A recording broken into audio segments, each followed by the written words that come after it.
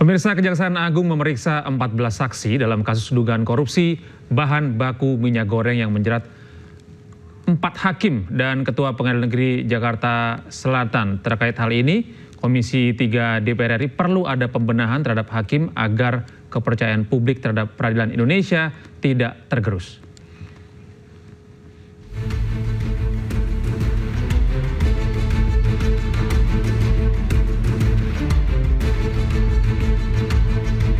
Kejaksaan Agung terus mendalami kasus suap jual beli putusan yang menjerat 3 hakim dan Ketua Pengadilan Negeri Jakarta Selatan.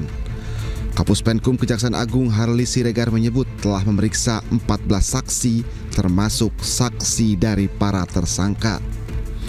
Kejagung juga akan memanggil pihak terkait untuk mengungkap kasus ini. Memang tentu penyidik dalam hari-hari selanjutnya akan merencanakan pemanggilan ya pihak-pihak terkait untuk membuat terang dari tindak pidana ini. Namun ini kan baru beberapa hari dan saat ini penyidik masih melakukan pendalaman penggalian keterangan dan mencocokkan dari keterangan yang satu kepada keterangan yang lain terhadap saksi maupun tersangka yang sudah ditetapkan. Itu. Bapak, tadi ada seorang tersangka keluar dari mobil tahanan kemudian masuk ke gedung Kartika, itu tersangka siapa yang diperiksa hari ini? Ya, kalau tidak salah itu AR ya. Pengacara ya Pak ya? Pengacara ya? Iya, nah jadi memang sejak kemarin mereka secara bergantian diperiksa karena kan itu tadi keterangan yang satu dengan yang lain perlu ada pencocokan dan pendalaman dari keterangan yang sudah dimiliki oleh penyidik. Sementara itu, Wakil Ketua Komisi 3 DPR RI Ahmad Sahroni mengatakan perlu ada pembenahan di lingkungan hakim. Sebab jangan sampai karena kasus korupsi sejumlah hakim, kepercayaan publik terhadap peradilan tergerus. Ini jadi masyarakat itu hilang trustnya terhadap kita. Nah, dari sini inilah bentuk kerja berat dari pemerintahan baru yang baru beberapa bulan ini, dan mudah-mudahan ini menjadi perhatian kita bersama dan teman-teman terus mengawasi apa yang menjadi kekurangan dari apa yang ada sekarang ini. Sebelumnya, Kejaksaan Agung menetapkan 7 tersangka dalam kasus dugaan jual beli putusan dalam perkara korupsi bahan baku minyak goreng. 3 diantaranya merupakan hakim dan 1 Ketua Pengadilan Negeri Jakarta Selatan.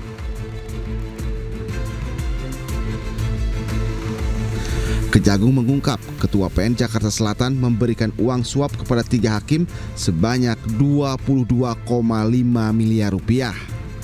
Uang tersebut diberikan 2 kali dengan nominal 4,5 miliar dan 18 miliar rupiah dengan pesan agar hakim memvonis lepas 3 terdakwa korupsi korporasi.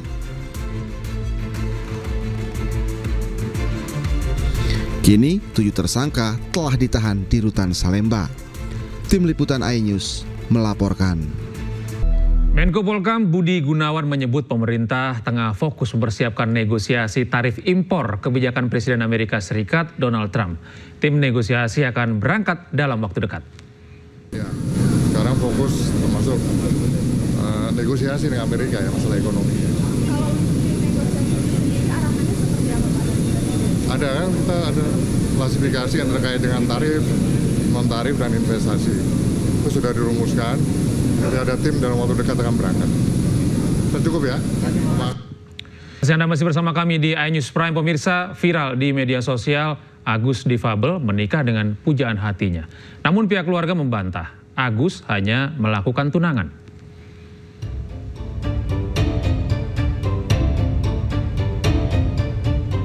Kabar Iwas menikah mencuat setelah prosesi adat pernikahan Iwas dengan pujaan hatinya beredar di media sosial. Prosesi pernikahan tetap digelar meski tanpa kehadiran Iwas sebagai mempelai pria. Sebagai pengganti, mempelai pria diwakilkan dengan sebilah keris dan disaksikan oleh pedanda, tokoh agama, serta keluarga kedua belah pihak. Saat dikonfirmasi, pihak keluarga menjelaskan jika acara tersebut hanya mepamit atau pertunangan secara sederhana, sementara acara selanjutnya menunggu Iwas bebas. Sebagaimana diketahui, saat ini Iwas masih menjalani rangkaian persidangan di Pengadilan Negeri Mataram. Ia didakwa melanggar tindak pidana kekerasan seksual sebagaimana diatur dalam Undang-Undang Nomor 12 Tahun 2022 dengan ancaman hukuman kurungan 12 tahun dan denda Rp300 juta. Kasus Iwas bermula saat ia dilaporkan oleh seorang mahasiswi berinisial MA ke Polda NTB. Usai ditetapkan sebagai tersangka, sejumlah pengakuan muncul dari korban lain.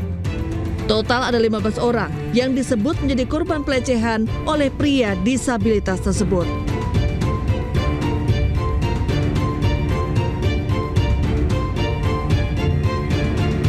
Balik informasi berikutnya pemirsa, dalam kasus perkosaan yang dilakukan dokter PPDS di Rumah Sakit Hasan Sadikin Bandung, polisi menduga korban perkosaan lebih dari 3 orang.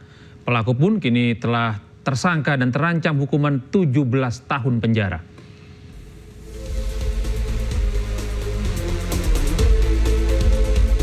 Priguna Anugrah Pratama, dokter residen anestesi Universitas Padjadjaran Bandung, resmi ditetapkan sebagai tersangka kasus pemerkosaan. Polda Jawa Barat menjerat pelaku dengan pasal berlapis Undang-Undang Tindak Pidana Kekerasan Seksual dengan ancaman hukuman 17 tahun penjara. Perbuatan kejinya terungkap dari laporan yang dibuat oleh korban FH, anak dari seorang pasien di Rumah Sakit Hasan Sadikin Bandung. Priguna diduga melakukan tindak kekerasan seksual saat bertugas jaga di ruang IGD Rumah Sakit Hasan Sadikin dengan modus membius korbannya saat pengambilan sampel darah untuk donor. Dari hasil penyidikan, polisi kemudian mengungkap jumlah korban pemerkosaan dokter cabul ini bertambah tak hanya 1 orang, melainkan 3 orang. Selain anak pasien, pelaku juga diduga mencabuli 2 pasien Rumah Sakit Hasan Sadikin dengan modus yang sama. Dua-duanya bukan pasien. Pasien itu di peristiwa yang berbeda dan juga korban berbeda, waktu yang berbeda. Itu beda waktu dan beda beda orangnya. Tapi pelaku sama itu. Untuk kronologinya masih akan dilakukan. Nanti kalau pendalaman terhadap para korban, nanti kalau sudah kita mendapatkan keterangan korban, nanti kita beritahukan ke rekan-rekan semua. Sejauh ini penyidik kepolisian telah melakukan pemeriksaan terhadap 13 saksi guna pengembangan kasus pemerkosaan ini.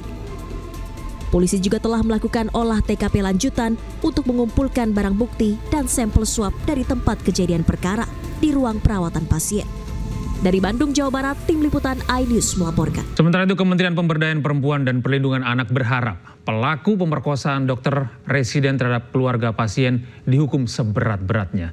Sementara itu, kuasa hukum korban menilai pengawasan rumah sakit sangat kurang terhadap dokter PPDS yang bertugas.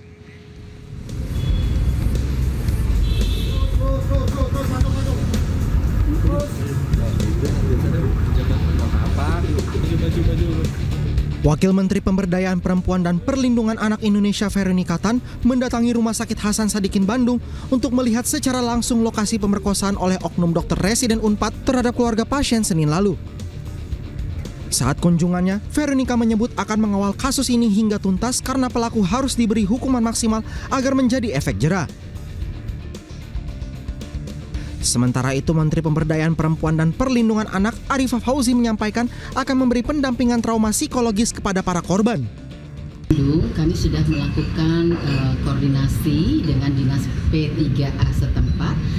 Saat ini sedang melakukan pendampingan layanan. Kami berusaha memberikan layanan yang maksimal untuk korban. Kemudian yang kedua, kami juga sudah melakukan koordinasi dengan aparat penegak hukum agar kemarin diwakili oleh Bu Wamen diberikan sanksi seberat-beratnya yang memberikan efek jera. Terkait hal itu, kuasa hukum korban Ruli Panggabean menemui penyidik Polda Jawa Barat untuk memastikan hak-hak korban terpenuhi. Dia pun berharap ada potensi korban mendapat hak kompensasi dari rumah sakit akibat insiden ini. Saya sih akan memastikan bahwa hak-hak dia tidak terabaikan, ya, termasuk hak-hak pendatanya. Nah, tuntutan tadi saya sudah buka sedikit kepada Direktur SHS untuk coba berpikir untuk apa yang bisa diberikan kompensasi pada mereka. Tapi tadi alhamdulillah Direktur SHS sudah menyatakan tegas-tegas siap bertanggung jawab untuk dan lain sebagainya. Tidak semua free, nggak ada biaya dan lain bentuk. Ruli menilai pengawasan rumah sakit sangat kurang terhadap dokter PPDS yang bertugas. Hingga kini, kondisi korban masih mengalami trauma pasca peristiwa terjadi. Tim Liputan iNews melaporkan.